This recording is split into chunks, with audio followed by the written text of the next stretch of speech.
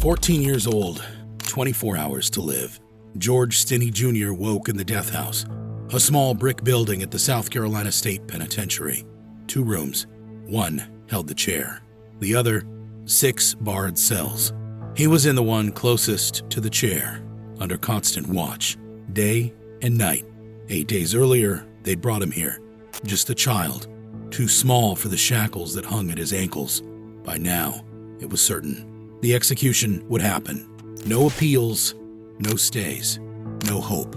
His court-appointed lawyer, a local tax attorney with 0 trial experience, had vanished long ago. Never filed an appeal, never came back. Clemency petitions poured in from churches, from the NAACP, from hundreds of citizens begging the governor to spare the kid. But Governor Olin D. Johnston, in the middle of a Senate campaign, didn't dare look soft. He visited George in prison, then wrote a constituent the next day. Stinney first approached the smaller girl, then turned to the older one. All of this he admitted himself. The governor insisted the decision wasn't his, that the courts had spoken. He even claimed the state had protected the boy from lynching. With that letter, the door shut for good. The execution was set for tomorrow morning. Inside the chamber, preparations began. Officials ran tests, checked wires, made sure old Sparky was ready. Standard protocol before an execution. But this time, it wasn't standard at all. The voltage wasn't the problem, it was the size. The chair had been built for grown men, not a 14-year-old. Not a boy, barely 5'1", 95 pounds. Even among kids his age, Stinney was small. So how did someone so young end up here? Just 83 days earlier, March 23, 1944, Alcolu, South Carolina. 2 white girls, Betty June Binnicker, 11, and Mary Emma Thames, 7, found dead in a ditch just beyond the railroad tracks. The town wanted blood, and George Stinney Jr. was the first name they found. Earlier that day, he'd chatted with the girls outside alongside his sister, Amy. He was the last to see them alive, and in cases like this, timing is everything. By nightfall, police had him in handcuffs. No arrest, no charges. He was interrogated for hours, alone. No lawyer, no parents, no rights read, no written record. By nightfall, police said he confessed, but there was no signed statement, no audio, nothing. 1 month later, his trial began. 1 day only. Segregated courthouse. His family wasn't allowed inside. Neither was anyone black. The state's case? A sheriff repeating a supposed confession. No witnesses, no evidence, no defense. George's court-appointed lawyer? Charles Plowden, a tax attorney with no criminal trial experience. Didn't call a single witness, didn't cross-examine anyone, didn't fight. He had a campaign to think about. He was running for state office. Plowden's goal? Looked like he defended the boy without upsetting the crowd. And the crowd was massive. 1,500 people waited outside the courthouse for a verdict. The trial lasted 2.5 hours. The jury deliberated for 10 minutes. Yes, 10 minutes. On April 24th, 1944, George Stinney was sentenced to death, one of the fastest capital convictions in U.S. history. Clergy came and went. The first arrived at noon, offering comfort where he could. A short prayer, a quiet voice, hands folded over a worn Bible, the same one he kept beside him every night.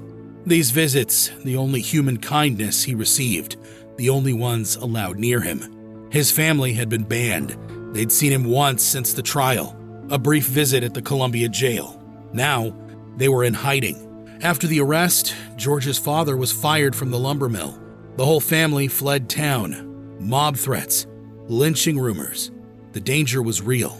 So, on his last day, George faced it alone. 14, no one from home. But you can stand with us. Join the channel. It's free. As night fell, they brought him his final meal.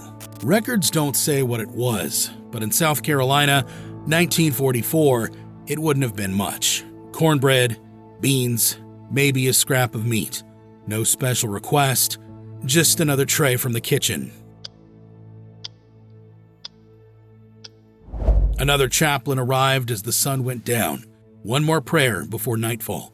They said George clutched his Bible tight, found comfort in the pages as the hours drained away. The chaplain sat with him until 11. Then the door closed. After that, silence. Through the night, guards reported muffled crying. A child in a cement box, 14 years old, waiting for dawn. After a long, emotional night, George Stinney was woken before dawn. He'd managed a little sleep, not much. Guards brought him out for final prep. Clean prison shirt, clean pants. Then, the razor. They shaved his head and right leg to make sure the electrode would hold. At first light, the chaplain returned. One last visit, one final prayer. Little Stinney sat quietly, eyes full of tears. The room filled fast. About 50 witnesses packed in. Reporters, the sheriff, the warden, prison staff. A doctor stood ready to pronounce death. Everyone knew why they were there, but the mood was off. This wasn't a man. This was a boy, and even the officials looked uneasy. The guards came for him. It was time. George Stinney Jr., Bible under his arm, walked out of the death house. Witnesses said he looked dazed, petrified, but he walked on his own. In the chamber, the chair loomed. Old Sparky. His Bible was placed on the seat. He sat on it. A booster to lift his 95-pound frame high enough for the straps to reach. The leather restraints swallowed him, too big for his tiny arms, too loose on his legs. They struggled to make it fit. The electrode was fastened to his right leg, barely. He trembled, straps pulled tight. Torso, arms, legs. Then came the headpiece. Metal, sponge, leather mask. It hung low, made for a man, and nearly swallowed his face whole.